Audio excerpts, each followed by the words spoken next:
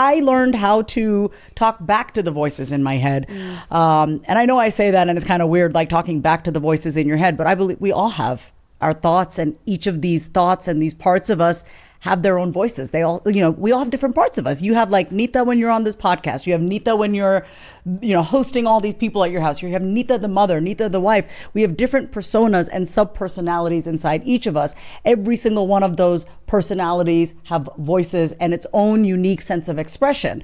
And we feel so fragmented because we don't allow all these different parts of us to come together and move in this world. You know what I mean? We just kind of walk around fragmented and not bringing all the parts of ourselves to the table. So my hope in writing this book is when you get to understand and talk to these different voices, they will feel safe to come out and express itself. And you can move in this world with the totality and wholeness of who you are, rather than I'm just going to lead with this one part or this one part. No, I'm going to bring my whole ass self to the table. Ooh, okay. So, and I want to kind of unpack that, because growing up brown, and you talk about your mom a lot in the book, and she has, it seems like, been the catalyst. And you talk about, literally having compassion for all of the voices that we have in our head. Take us through maybe a time that you were growing up, perhaps maybe even with your mom, some of the earliest memories where that wasn't the case. Very beginning of my book, in the introduction, how ironic it is that I'm writing a book called Say It Out Loud, because my mom used to say to me, Vasavi, chumaire. Chumaire means shut your damn mouth, close your mouth, So it's a little ironic, because she did tell me I did talk a lot as a kid, but I didn't just talk to talk. I talked to point out the obvious in the house, right? Like when things just weren't right and no one was saying anything, I would say it out loud. So I was the kid that was disobedient, and my mom would call me impertinent. I still to this day don't know what the word impertinent means. If anyone knows, please let us know what impertinent means. But I was an impertinent child growing up, disobedient, incorrigible. That's what she used to say. Her voice was harsh to me. I mean, she has a certain tone of voice that can just kind of just pierce my nervous system. I have a lot of gratitude for her now, because her voice, I always say, is the voice that has kept me alive. When I didn't want to get up out of bed, when I didn't want to leave that relationship, when I'd come out of rehab and I was like, screw this, I've just burnt my whole life down. Her harsh voice that I talk about in the book was the voice that was like, get your ass up. You are not going to just lay there in bed all day. You are going to get up. You're going to do this. You're going to get back on your feet. So I had to heal the voice of my mother in my head in order to really appreciate where she was coming from. You know what I mean? Yeah. Well, and I mean, you just share that you have so much gratitude for her now. Was there a point where, perhaps her chuma ire? I love how you just said that. It's so cute. Thanks. Because I speak Tamil. Yeah. Because I don't. Yeah. At all. And so was there a point where that approach just no longer worked? Yeah. I mean, when you're trying to learn how to love yourself, and I talk about this in the book, when I got out of rehab the second time, I promised myself I wasn't ever going to go back. So that was number one. And I haven't gone back, which is great. Knock on wood. God is great. But I did not know what it even meant to like start fresh and how to love myself. So one of the first things that I did, y'all, no shame in my game, I Googled, how do I begin to love myself? And one of the things that it said, other than like start your day with water, like, like simple things, right? I love that. Yeah, I love that. And that's why I drink like 75 ounces of water a day. I was like, okay, I had to learn from the beginning how to love myself. But it said, how do you talk to yourself? And I know this stuff. We all know this. We know that we need to be kind to ourselves. But in the past 4 years, when I've had to really rebuild my life, I just realized that being harsh with myself, like the tough love, which I'm so good at. You're good at that too. We're so good at being tough, because we had to be. Not necessarily because we want to be. We had to be tough. I just realized it wasn't a sustainable approach for me to just always just come on, you can do it. Like there's nothing wrong with being a come on, do it, but there was a meanness to me. There was a meanness and a mercilessness. I was merciless with me, which, by the way, I don't think there's anything wrong with being merciless, ruthless, relentless, but at some point we have to also learn to lean back and soften a little bit. Well, and I love that you write, because you have so many powerful exercises in the book. In fact, I don't think I've ever seen a book structured in this way, where every chapter opens up with a question of, and I want to read a few lines because I think it's so profound, of how we actually have our thoughts in our head, and how we have our voices in our head, and maybe we judge those voices, and instead of actually saying that part out loud. I'll give you guys example in a second, but I love this paragraph here. How I think this is your introduction, but just for the listeners, how you talk to yourself matters. It sets the tone for every experience in your life. It will bring you either closer to or farther from the truth of who you are. Whether you take the time to speak words of tenderness and care to yourself, or use a cold, dismissive tone of voice, how you've been speaking to yourself has gotten you up to this point. Deep inside, you know that parts of you have been suppressed for far too long. Can you just talk about that? Yeah, I mean, listen, here's the thing. It's not about what we're saying. This book is, yes, it's about what you're saying, but it's how you say it. Delivery is everything. You know this. You love comedy. I love comedy. Yeah. And I think we're both very tough in our own way. We can handle a lot. I can handle the harshness because I grew up with the harshness.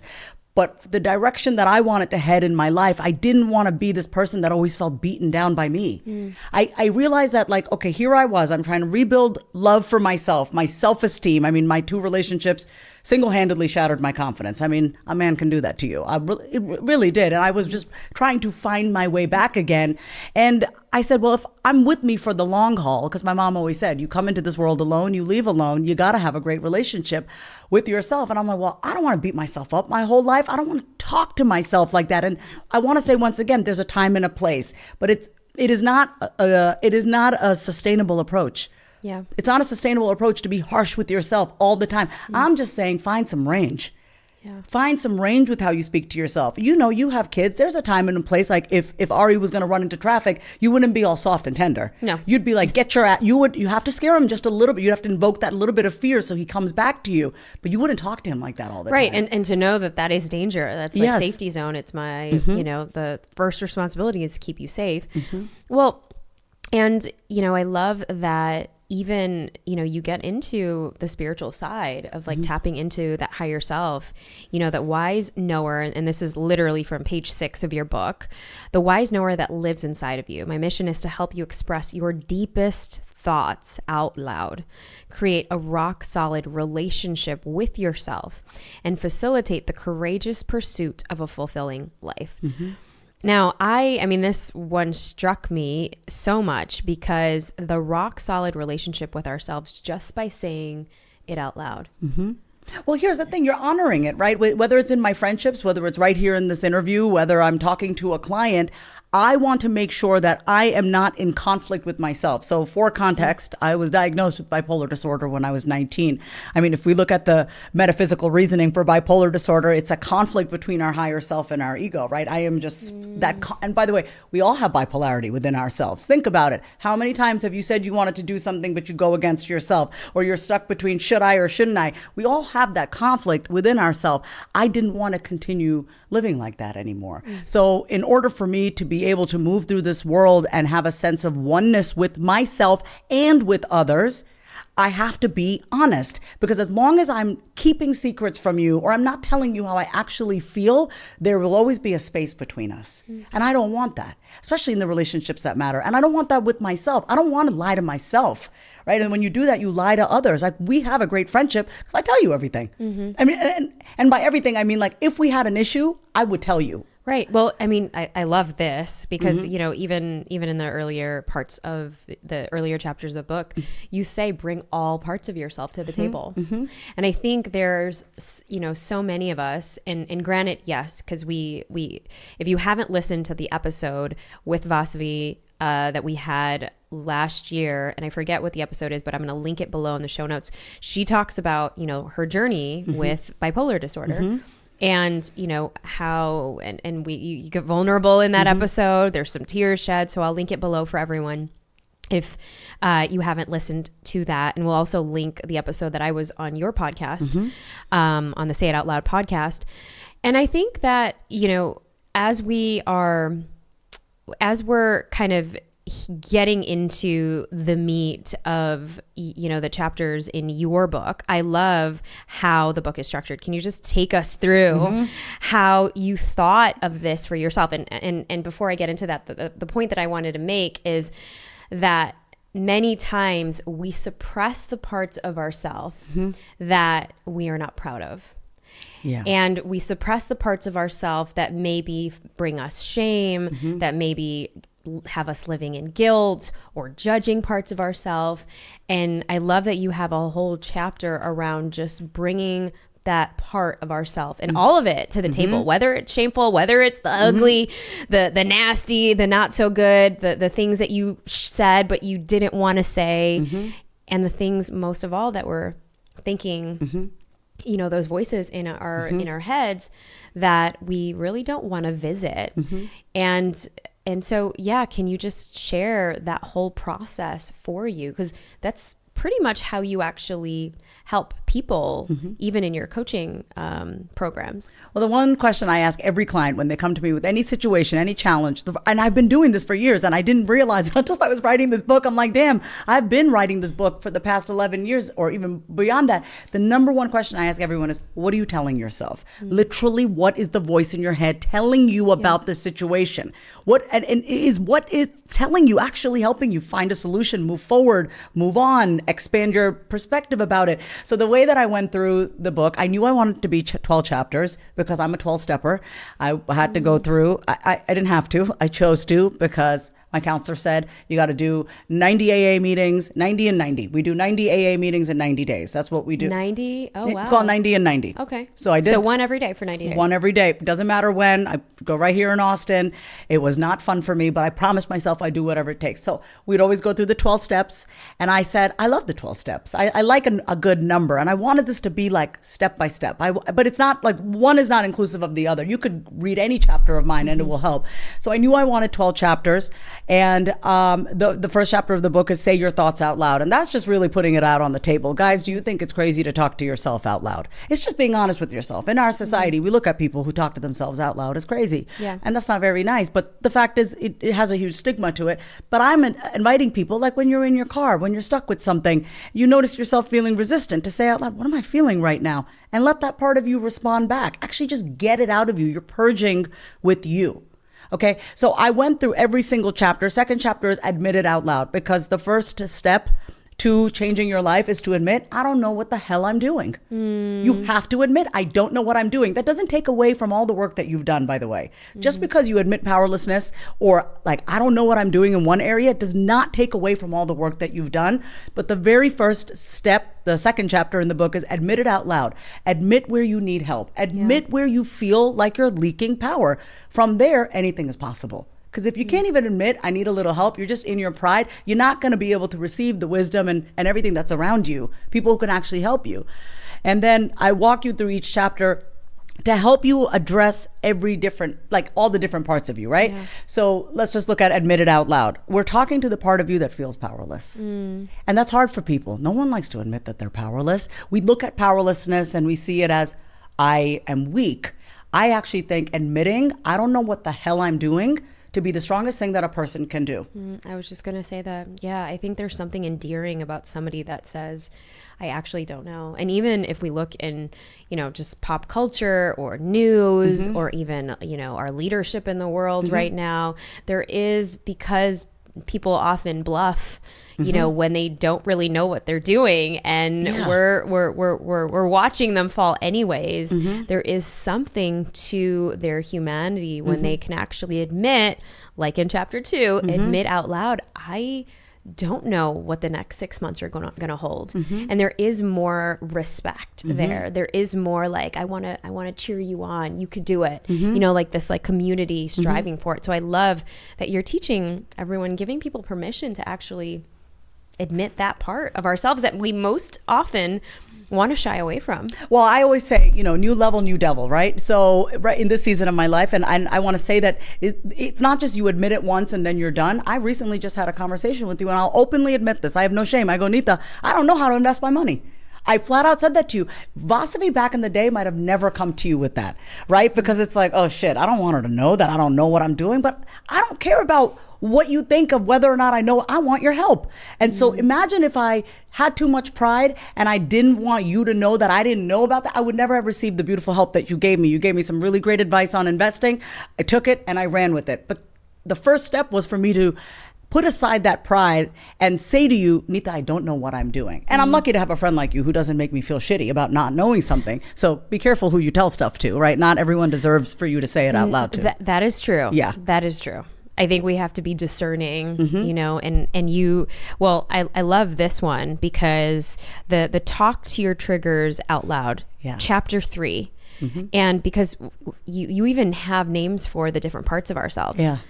The friend, the foe, and the sage. Okay. So you talk to yourself in 3 different ways. Okay. So when you're in the feeling of things, it's the feeling, the friend, and the sage. Okay. So when you're in your feelings, it's very much I am sad. Right? I am sad. I am this sadness, right? I teach you in the book to not really do that. I mean, you could say I am sad to describe what you're experiencing, but then you want to also evolve into a friend mode, which is like, how are you feeling? How are you? And you kind of create a little bit of distance between you and that emotion so you can like start to use your brain a little bit. That third person. Well, then the next one is where you refer to yourself by your first name. So when I need to snap out of shit and I feel I'm in my stuff and I say, Vasavi, what's going on? So it's like, I'm not even me anymore. I'm like God in a way. I'm like this like voice that's like, Vasavi, what are you doing? Come on, you got this, Vasavi. You can do this. So then I'm not in my feelings. I'm not just trying to be friends with me. It's more like I'm being guided, but I'm the one guiding me. You know, it's the higher self that's guiding you. And we can actually talk to ourselves, say our name so we transcend from the feelings. And this is not about bypassing. I talk about it. This is in the book. This is not about bypassing your emotions. This is about realizing that you have feelings and you're not your feelings. And you can rise above them. That doesn't mean you don't acknowledge them. You say that beautifully too in your book. That's like, now what? But this is about not packaging how we feel. Right. Even with the triggers, right? Think about how many of us women don't like to admit that we're irritated. Right. Dude, I was so annoyed this past week and my therapist was like, you know, allow yourself to be angry. I go, there's no good where that comes from. I go, it's not good for me to be this angry. He goes, why not? I go, nothing good ever comes from anger. He goes, really? Is that true? And so he challenged me. And yesterday we were at it. I was raging out. And I realized I still had a little bit of that emotional perfectionism with myself. Oh, I don't get angry. Oh, it's fine. So I was cutting myself off. And so You're gaslighting yourself. I'm gaslighting myself. So I love that chapter, Talk to Your Triggers Out Loud, because I know so many people have been accustomed to saying, I'm good. It's all good. I'm one of them. Yeah. It's all good. Oh, I'm good. Same. Yeah. Oh, I'm okay. Never let them see you sweat. Meanwhile, pits are sweating. I need to dab my face. Yeah, I need help. I'm drowning. So yeah, this is an opportunity. I mean, we get to grow out loud. We get to heal out loud. We get to share out loud and celebrate out loud too. Right? This is, I mean, ultimately, I don't want to skip ahead to the last chapter, but the last chapter is living your life out loud. What is all this for? Why is it important that you talk to the voices in your head? Because when it's a safe place up here, you become a safe space for other people. You thrive when you feel safe and secure. But a lot of us rely on other people for safety and security, which is fine, but we have to have a safe place inside of our own head. Yeah. Because you're with you wherever you are. No matter if you're married, partnered, you have kids, you're still with you at the end of the day. It needs to be a nice place up here. Well, and I want to get into even, you know, because you do speak on behalf of the Bipolar Association, and you own the fact that you've had, especially being brown, and you know, we go into all of those things in our previous podcast together on the Brave Table, which is actually linked below, but which is a whole, you know, stigma and taboo in and of itself. But how do you think, you know, this book, Say It Out Loud, really speaks to the mental illnesses that are now even, you know, higher than ever before? I wrote this book because of my uncle, Lakshmi Kumar, who's my father's youngest brother, the youngest of 6 in India, and he was 30 when he hung himself from a fan. And he was 30 and I was 10 when that happened. My father did not tell me how my uncle died until I was about 12. So at 12 years old, when I heard that, and my father told me exactly how he died. Maybe he shouldn't have, but he did. But I'm happy he did. Because in that moment, I realized at 12 years old, oh shit, our mind has the power to kill us if we let it. Kumar Chittappa, which Chittappa is what we call our father's brother. Kumar Chittappa wrote poetry. He was such a deep soul. He would write poetry. He talked about the stars, and yeah, he smoked a little pot and he drank a little bit. The guy was a wonderful guy though. But who takes their own life? Who feels like it's not worth it for me to be here anymore? So it's like when I learned that at 12, and then when I was diagnosed when I was 19, and I say this in my book to my uncle, your suicide actually saved my life. Because here I am, 10 years past his death, and I'm diagnosed with this illness, this mental disorder. And me being the knowledge-hungry fool that I am, and I love to learn, I went to Barnes & Noble and I said, okay, you're going to tell me I'm mentally ill? I'm going to heal myself. It took me a long-ass time because I didn't know what the hell I was doing. I was not surrounded by the right people all the time. But eventually, for me, this book is to really help those who suffer in silence.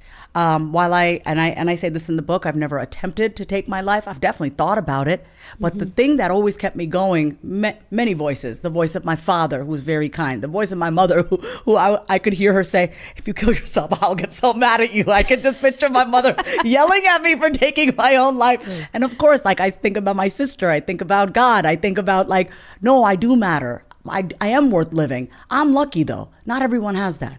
My uncle did not have that. There are so many people who do not feel like they have anyone, so they think my only option is to take my own life. So I want people to have a safe space in their head, no matter what they're going through, that your option is not to take your own life. That is not an option. We take that option off the table. That is not an option to end your life.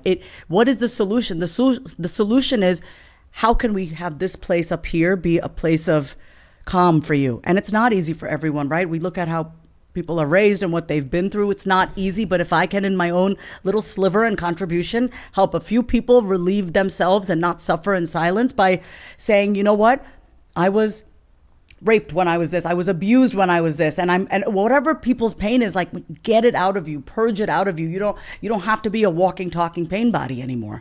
You can let that out of you, and there are people who actually want to hear what you have to say, but you got to find your people. Yeah. And I mean, it brings me to, even chapter 7 in the book, voice your resistance out loud. Yes. And even because, for some of you, Brave Table listeners, Brave Table fam, you probably either have been through a dark season, or either are listening to this particular episode, or you found this particular episode because you are going through a tough season. Maybe you know somebody who is struggling from a mental illness, or maybe has harmed themselves, or has struggled with bipolar as well. Maybe this is that chapter. Yes. To actually voice this, because you have this question here, and every chapter you start with a question. Answer this out loud. How do the negative voices in your head keep you down? Yeah. And for so many people who struggle with this, who think that is the only way out, or they are just swimming in the suck in their own mind, what advice would you give to them? So the voice that I encourage people to tap into is the voice of gentle determination. And I love this because I've taken the best of both my parents. And I realized this the other day.